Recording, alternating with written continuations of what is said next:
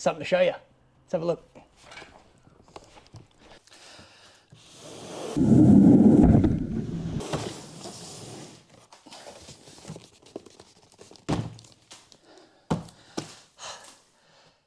G'day guys, Matt Bowman, Outback Bowmans. Bit of a different video this time around. We're in the shed. Ants have made a nest in my table, which is pretty fun, but I've just gotten back from taking advantage of the Boxing Day sales. My local Anaconda or all Anaconda stores have a deal on lithium batteries. And I saw that deal and I spent an afternoon doing a bunch of research and I couldn't find anything bad about them. They're not the cheapest, but they're not the most expensive by any means. Lithium battery, they tick all the boxes, they meet all the safety requirements. So I picked one up just yesterday and it's been rattling around in the back of my car. I guess that's a pretty good test for it anyway. And I thought I would just unbox them and take you through what could possibly be the best 12-volt system that you could get for the back of your wagon for $350. I've got the receipt and the total came to $374, but I bought like a new wash-up tub for 20 bucks. So for roughly 350 bucks, 120 amp hour LiFeP04 lithium battery and a battery box. So that'll hopefully charge a fridge in the back of the car for 3 days at least on its own. Chuck a solar blanket on it. You could probably extend that by another day or so depending on the sun. Perfect for a weekend getaway. So this could be the best setup for a lot of people. Might not be the best setup for you, but for me right now, I'm very excited about this. And to get this for under $600-700, honestly, for the two, I'm excited to open it up and see what it looks like. Okay, first off, let's have a look at the battery box itself. Pretty straightforward. Top, some wiring. It's fused. Let me pop these open. 60 amp fuses. That's a good start. The box.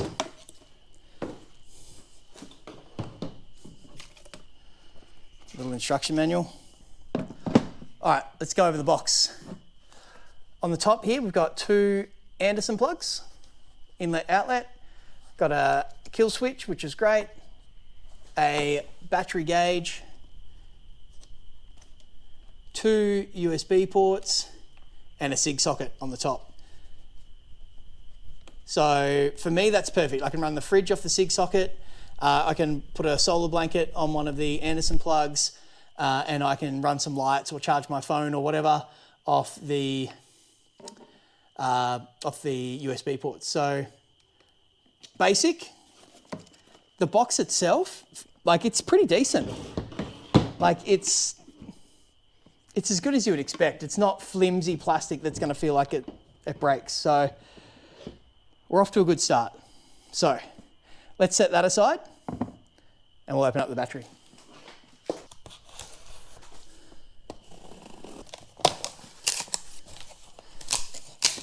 There's ants all over this table, hey?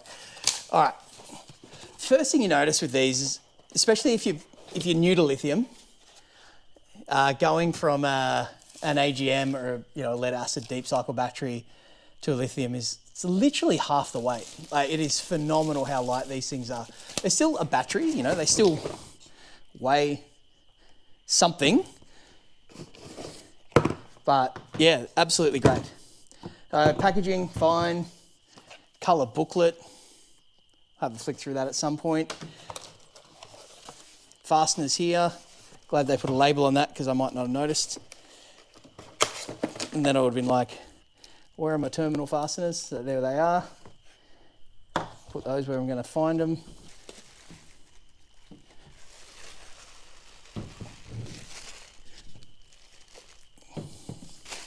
All right, so here you have it. That's the specs. You can pause that if you want to. But it is 120 amp hour, LiFeP04, 14.6, 14.8 normal voltage, recommended charging voltage. Basically, it ticks all the boxes that you want. You know, the temperature range. It has a built-in BMS. It's got everything that other batteries have. So if you know anything about lithium batteries, there's no surprises here. So first thing we're going to do, put our lugs in. Let's get it in the box. I don't know if it's charged at all. I imagine it'd have some state of charge. It fits relatively snugly. There is a bit of play. I might pack it with a bit of foam or something down the side. I'll get it together, make sure it works, and then I will go from there. Okay, it's cable tie on that. Let's sort that out. Here we go. I was going to go in with a knife, but last thing I want is to damage a wire before I even use the thing, right?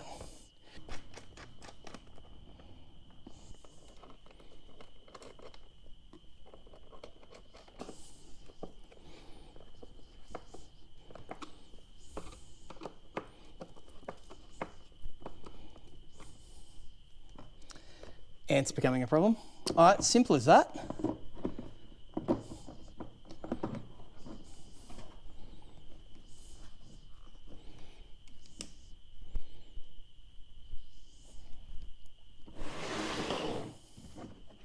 Straight away, 13 odd amps,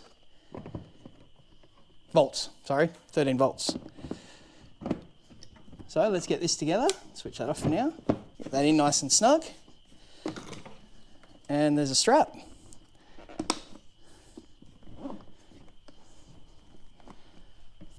It's a super portable, it's got nice carry handles, it's, you know, weighs like a battery, but not insanely heavy. And it's got all the plugs. What a ripper. All right, it's as simple as that. It's affordable, 350 bucks for everything you see here. 120 amps of lithium is all you're gonna need for a weekend. I had 105 amp hour AGM in my previous car that just ran a fridge and a couple of lights, and I would get 2 days, no dramas, no solar, without needing to charge the car in the summer. So 120 amps of lithium, gonna get at least another day because you can get 80% discharge on the lithium rather than 50% on those AGMs. It's got the solar input. I might be, with a good sun, I might be able to get a full 4 days without needing to charge this up. I'm pretty excited by this. It's really good. Who's it for though? Who is this applicable to? For me, I've got a wagon, right? I've got my Patrol that I want to keep the functionality of the back seats.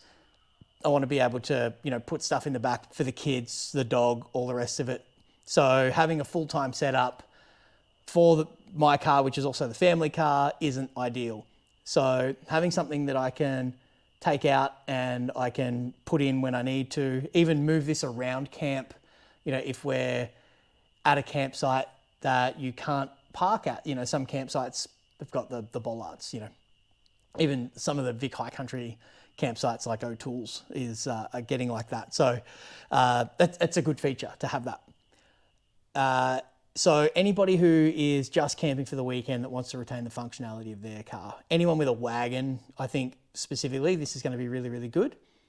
Potentially a boat, something you can, you know, take this from your car to your boat to run your sound, or even the fridge in your boat.